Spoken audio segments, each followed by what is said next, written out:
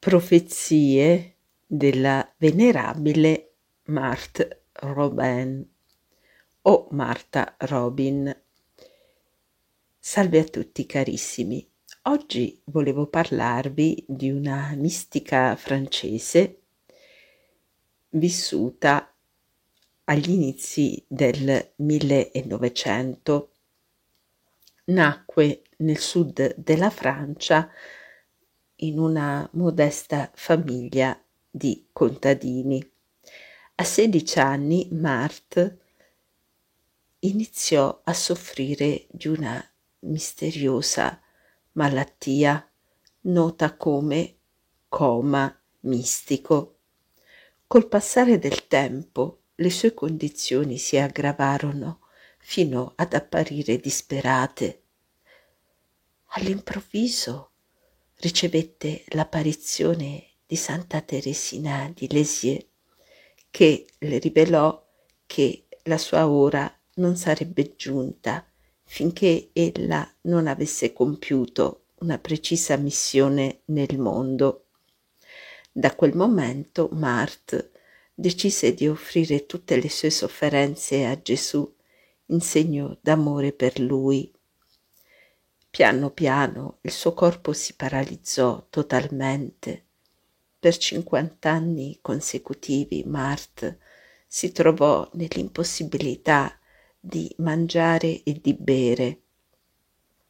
Ella nutrì solamente la sua anima con la Santa Eucaristia che, non appena veniva appoggiata sulle sue labbra, spariva misteriosamente. Nel 1930 Gesù disse a Marthe: «Vuoi essere come me?» E Marthe rispose: «Il mio io sei tu». Ella ricevette quindi le stimmate sulle mani e sui piedi e sul capo le ferite della corona di spine ed iniziò a rivivere ogni venerdì la passione di Gesù, il quale inviò a Marthe un sacerdote illuminato che l'aiutasse a compiere la sua missione, creare dei luoghi di preghiera e di carità in tutto il mondo. Grazie al dono del consiglio e al carisma della scrutazione dei cuori, Marthe aiutò moltissime persone a risolvere difficili problemi spirituali e curò molte persone attraverso l'intercessione della Madonna. Gesù e Maria fecero a Marthe importanti rivelazioni sul futuro del mondo. Marthe morì nel 1981, un primo venerdì del mese. Papa Francesco,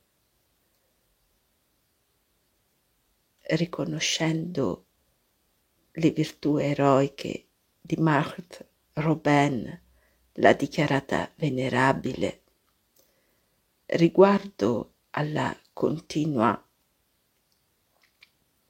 approvazione in tutti i paesi del mondo di leggi che violano i comandamenti di Dio, Marthe Robin diceva: «Oh, questo è niente a paragone di quello che succederà.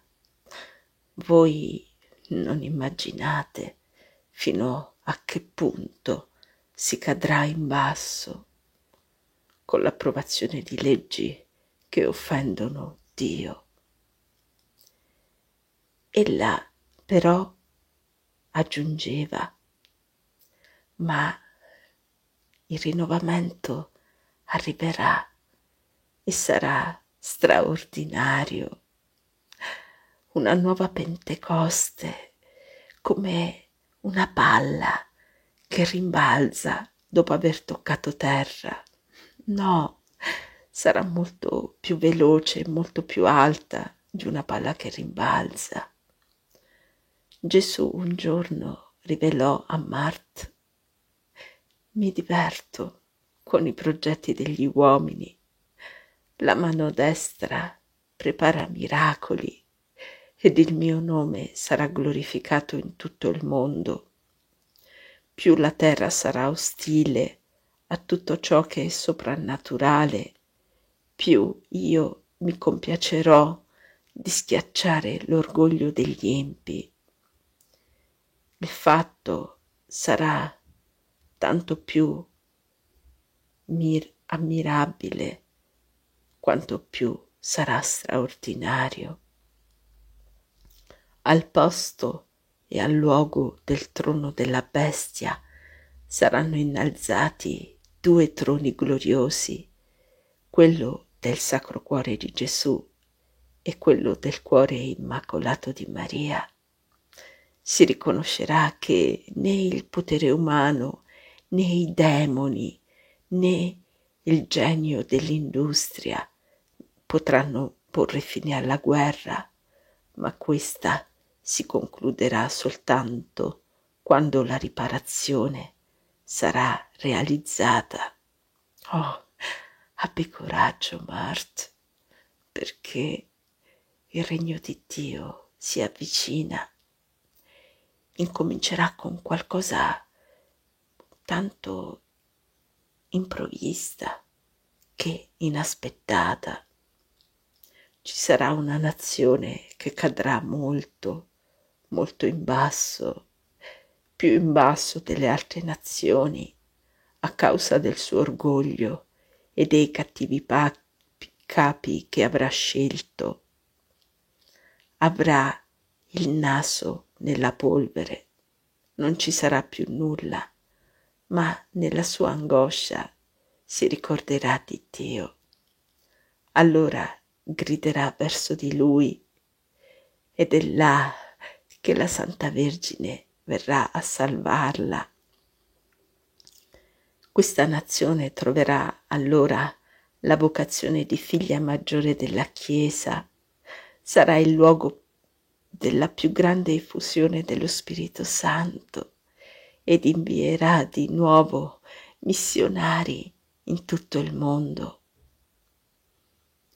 Ci sarà un grande fallimento economico, seguito da una grande Pentecoste d'amore, e tutti i cristiani allora vivranno in comunità.